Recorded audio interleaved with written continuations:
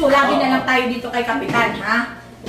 Hindi ko naman tutod yung ugali mo. Sorry na, sorry na. Nakikap na tayo. Sorry na. Ito kasi kami, ipapakulong ko na hindi na nagbago eh. Ha? Nilasigiro ko na nga, ha? Tugareno ka pa. Ipapakulong ko to ka. Babae, no? Tingnan mo yung pagmumukha nila, no? Nakakaya na ba ng babae? Ha? Dito talaga ang Kapitan. Anong dito kay Kapitan? Ha? Ay, ano kasalanan mo? Bakit Ito kasi yan, babaero din ka! Oh, tugareno pa! Oh, nagsusugal ka pa! Naglalasing ka pa! Ang kapal na mukha mo! Tama na yan. Kala mo yung tukipakililit na titi mo! Pag-usapan natin na maayos, huwag yung ganyan. At may malulutas dahil sa problema dahil din sa inyong dalawa. Huwag kayong mag-away, nasa harap. Eh di, ipapakulong ko yan, Kap!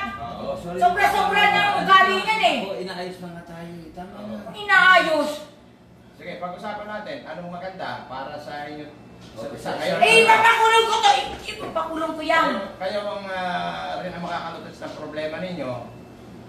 Oh, Mayroon din naman, pag kayo may nakulong o ano, baka pagdating ng oras o ilang araw, ay magpapatawaran kayo, walang silbi yun. Magiging kayaya tayo sa oo nga po, sa atin kaya sabi ko sa kanya, mga huwag na pulis punta rito eh. na kayo magkakasundo ulit. Eh, tingnan mo naman kapag magmumukha, oh, hindi na nahiya, oh! Tingnan mo naman ang itsura nito, kala mo kay kapogi-pogi mo?